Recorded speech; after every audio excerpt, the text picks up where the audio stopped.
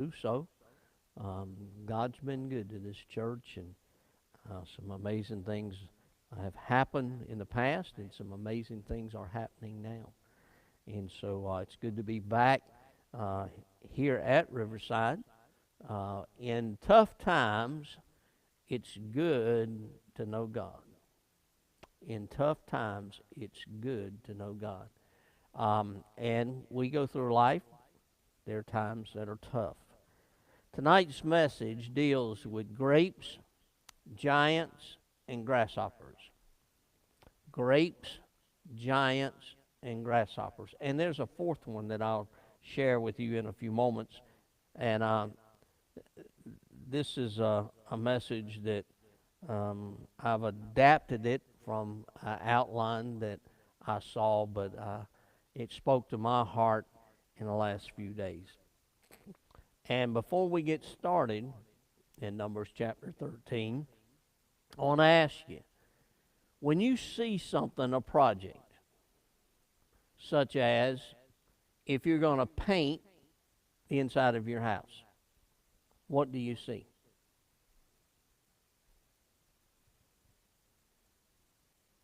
If you were going to paint, well, y'all wake up out there. Come on now. All right. If you were going to paint one room in your house, what do you see? It needs painting, dirty walls, work, work. Do you see the finished product? Not at the beginning. Do you see all the work that it's going to take? All right, you're going to paint. What's the first thing you got to do if you're going to paint? You got to move everything out of the way. You got to buy the paint. You got to pick out the color. You got to buy the paint, get all that stuff. You got to move everything out of the way. Repair the walls. Make sure everything's like you want it. Get it all like you want it. Paint it. Then what do you got to do? Clean up. It's work all the way through. And used to, and I'm saying this for me, used to, moving furniture wasn't a problem. But I've moved enough, I don't want to move no more. I don't mean any harm in it. I've done got old with that. But you see the work. I am one that when I see something, immediately I can see the end, but I see all the steps that it's going to take to get there. I see the problems to get there. But yet when I start, I want to finish. Right then. Steps along the way. Numbers chapter 13. And the Lord spake unto Moses, saying, Send thou men that they may search the land of Canaan, which I gave unto the children of Israel. Every tribe of their fathers shall ye send a man, every one a ruler among them. And Moses, by the commandment of the Lord, sent them from the wilderness of Paran, and all those men were heads of the children of Israel. Starting in verse 4 down through verse 16 or 15, you have the names of the tribes, and it's listed on and on. If you were to read those names right now, I could assure you almost in 10 minutes, and you read them again, you would pronounce some of them different. They are tongue twisters for me. So we're going to pick up in verse 16. These are the names of the men which Moses sent to spy out the land. And Moses called Osha, the son of Nun, Joshua.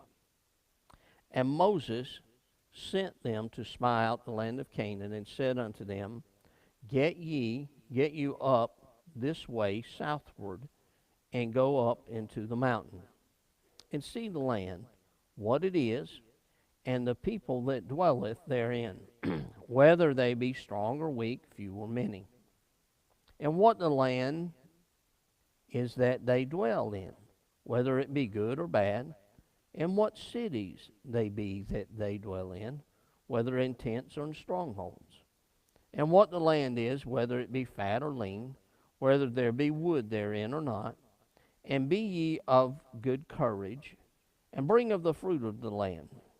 Now the time was the time of the first ripe grapes. So they went up, searched the land from the wilderness of Zin unto Rehob, as men came to Hamath. And they ascended by the south and came to Hebron, where Athman, Sheshma, Talmah, the children of Anak, were. Now Hebron was built 7 years before Zon in Egypt. And they came unto the brook of Eshcol, and cut down from thence a branch with one cluster of grapes, and they bare it between two upon a staff. And they brought of the pomegranates and the figs. The place was called the brook of Eshcol because of the cluster of grapes which the children of Israel cut down from thence. And they returned from searching of the land after 40 days. And they went and came to Moses and Aaron and to all the congregation of the children of Israel unto the wilderness of Paran to Kadesh, and brought back word unto them and unto all the congregation, and showed them the fruit of the land. And they told him and said, We come unto the land whither thou sentest, and surely it floweth with milk and honey, and this is the fruit of it. Nevertheless, the people be strong that dwell in the land, and the cities are walled, and very great. And moreover, we saw the children of Anak there. The Amalekites dwell in the land of the south, the Hittites and the Jebusites, and Amorites dwell in the mountains, and the Canaanites dwell by the sea, and by the coast of Jordan. And Caleb stilled the people before Moses and said, Let us go up at once and possess it, for we are well able to overcome it. But the men that went up with him said, We be not able to go up against the people, for they are stronger than we. And they brought up an evil report of the land which they had searched unto the children of Israel, saying, The land, the which we have gone to search, is a land that eateth up the inhabitants thereof, and all the people that we saw in it are men of great stature. And there we saw the giants, the sons of Anak, which come of the giants, and we were in our own sight as grasshoppers, and so we were in their sight. Verse 14, chapter 14, it says this, And all the congregation lifted up their voice and cried, and the people wept that night. What do you see? It's all the problem. First, let's talk about the grapes. They returned with a report given to Moses. They came back to the congregation of Israel and told them how large the grapes in the clusters were. They even brought some back. How big do you think that cluster of grapes was? Took 2 men to carry it. I've never seen a cluster of grapes like that. What did it represent? It represented the potential and prosperity of the land. The potential and prosperity of the land. The grapes. That was the thing that got their attention. There was a land that floweth with milk and honey. It's described here. The grapes. The grapes. That stood out. That was the prize possession. The prize of it all.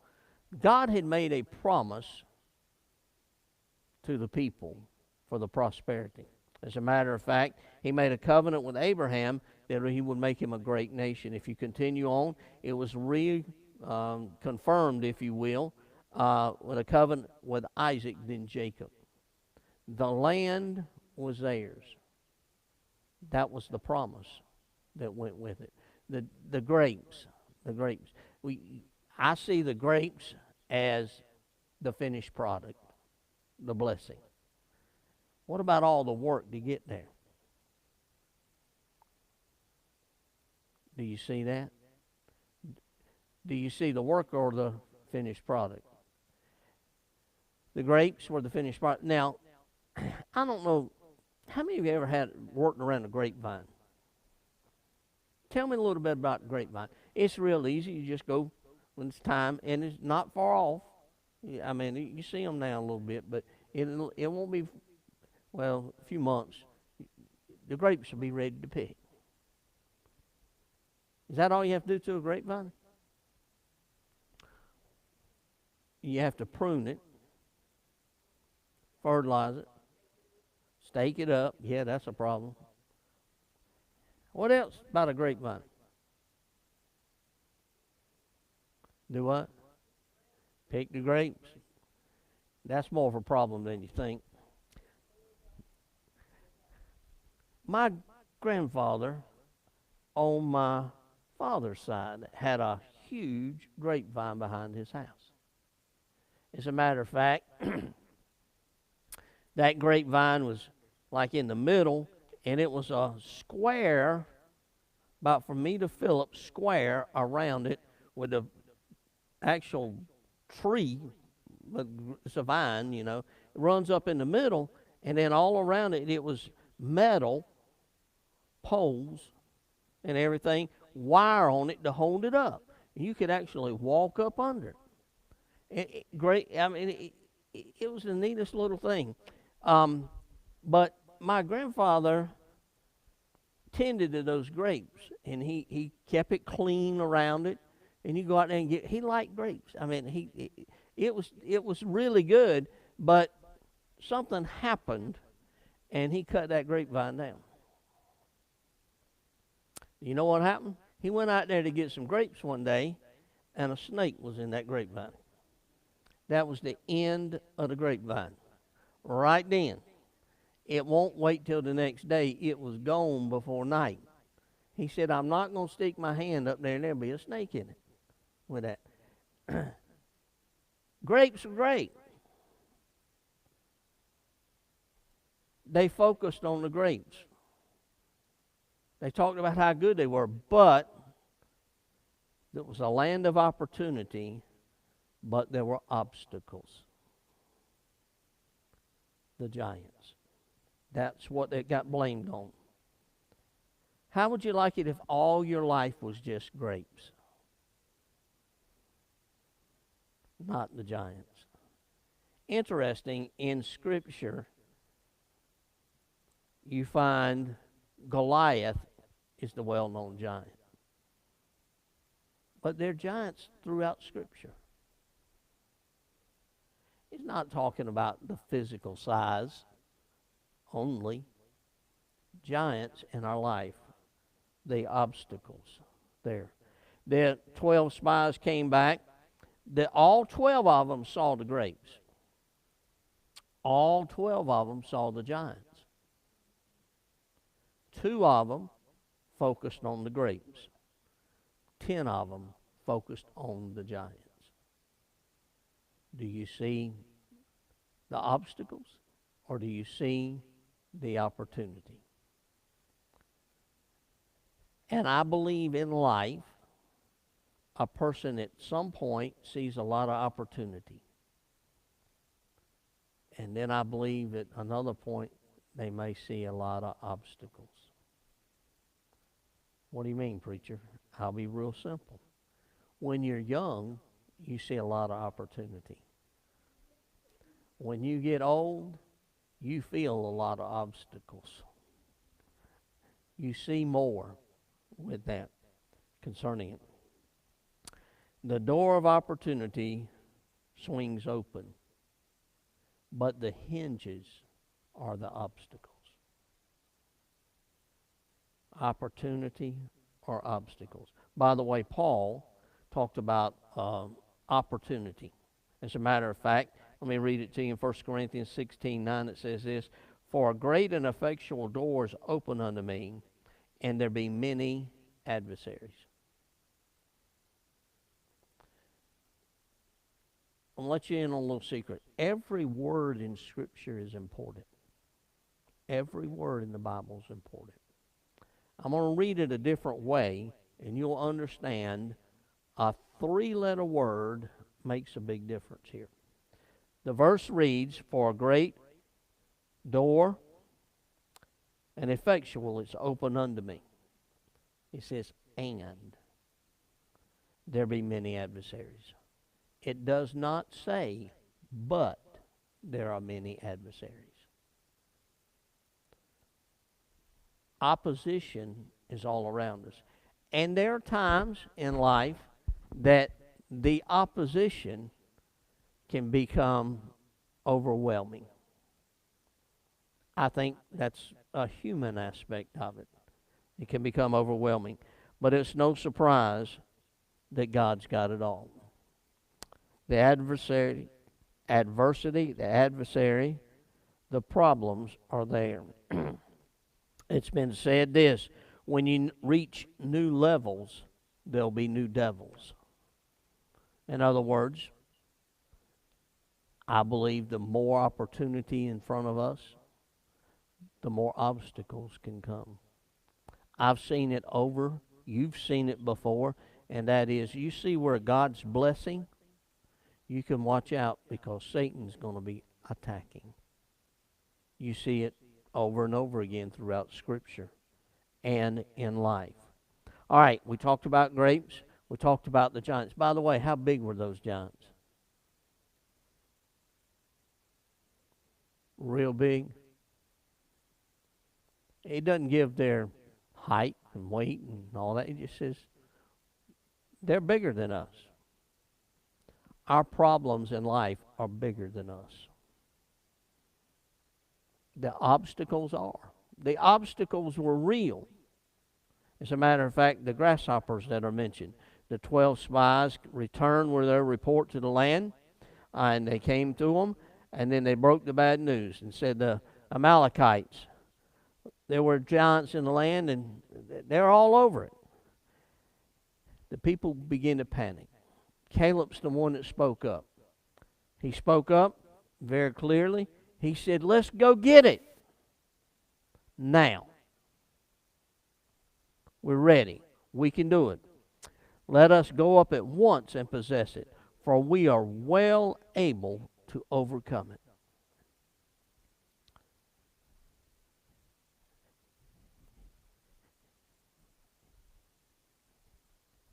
If all of us saw the same thing, why would some have a different opinion or view than others? 12 of them saw the same thing. Perspective. I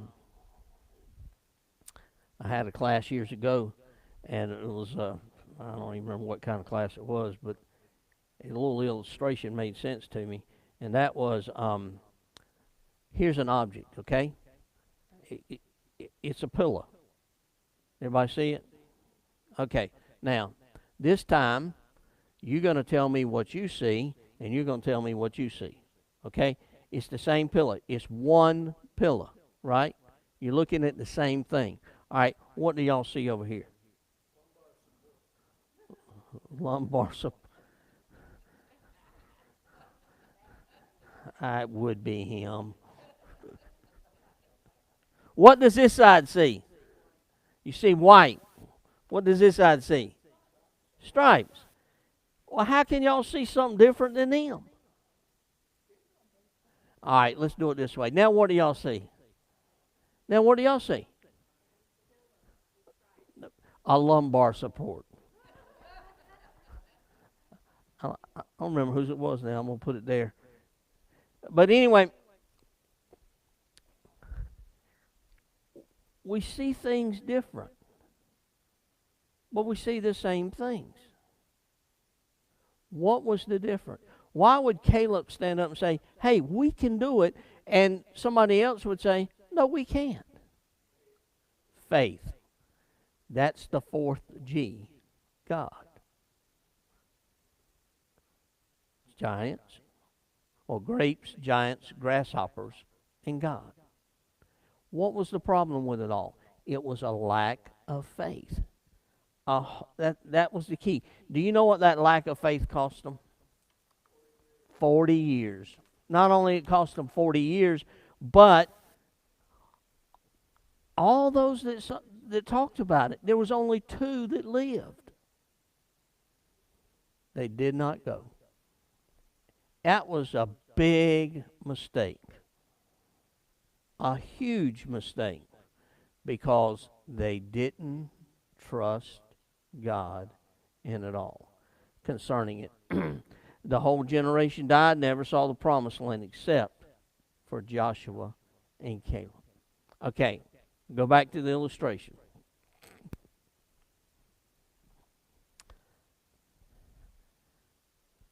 Why is it we see something, we see the same things, we have different viewpoints because of perspective, but so quickly in life we leave God out of the equation? The grapes are good. They were real. The giants were real. But their perspective was, we're like a grasshopper to them. You ever thought about this? What good is a grasshopper? Fish bait, you're exactly right. Grasshoppers, they're destructive. But a grasshopper, have you ever stepped on one? They crunch. You know, when you step on them, you know you got them. By the way, this week mayflies have been out. You know, have you ever slapped a mayfly? And as soon as you hit it, you know you got him. Not because you felt him or anything, you heard that crunch. That's a good sound. Have you ever been told this about a mayfly? Mayflies start flying around and you kill one, then 1,000 show up for the funeral. They say if you don't never kill one, you're not bothered with them. Opportunity or obstacle. That mayfly is an obstacle. He might be an opportunity for me to sit back and say, God, you take care of him. But he's a big obstacle. So it's almost just a reflex. Like one, got him. It's a good they don't last all year. It's bad they last a few days, though. But it's good they don't last all year. What do you see in life? Right now, in our world, it's a lot of obstacles. Folks, when you got college students protesting in the manner they are against Israel,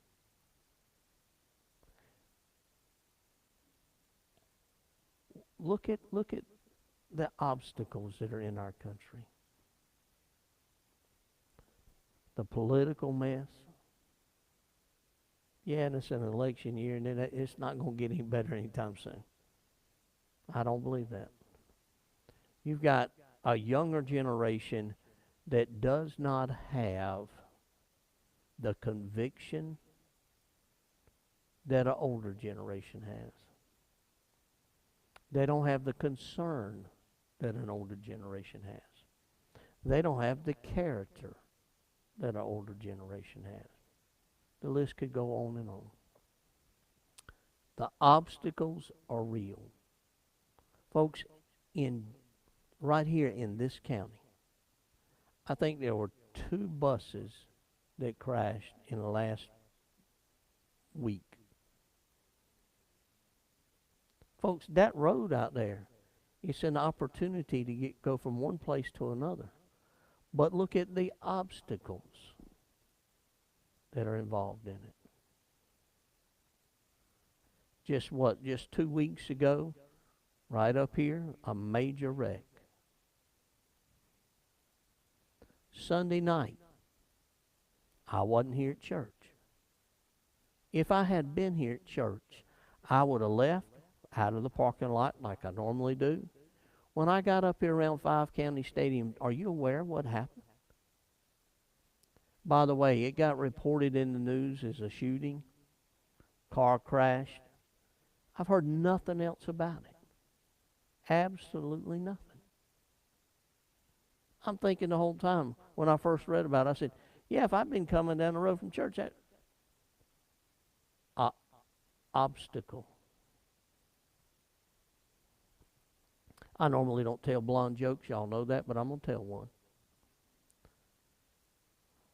Blonde lived in this house for years and years and years. All of a sudden, the house is for sale. I asked her, what's going on? She said, well, it's time for me to move. I said, why? She said, they told me most accidents happen within 2 miles of home. She said, I'm going to move so I don't have a wreck here.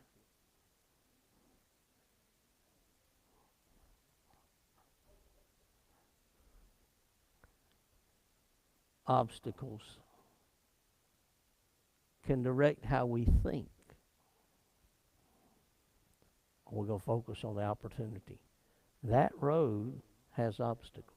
You know that. But that road has opportunity. It gives you a means to go to and from. I know people that are scared to drive. That's their choice. I know folks that I'm scared for them to drive. That's my choice. But I'm not going to park my car and stop driving because I'm scared to drive on the road.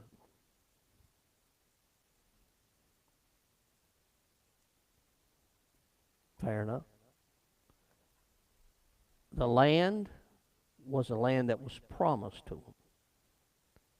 It was a land that was very prosperous. A land of great potential.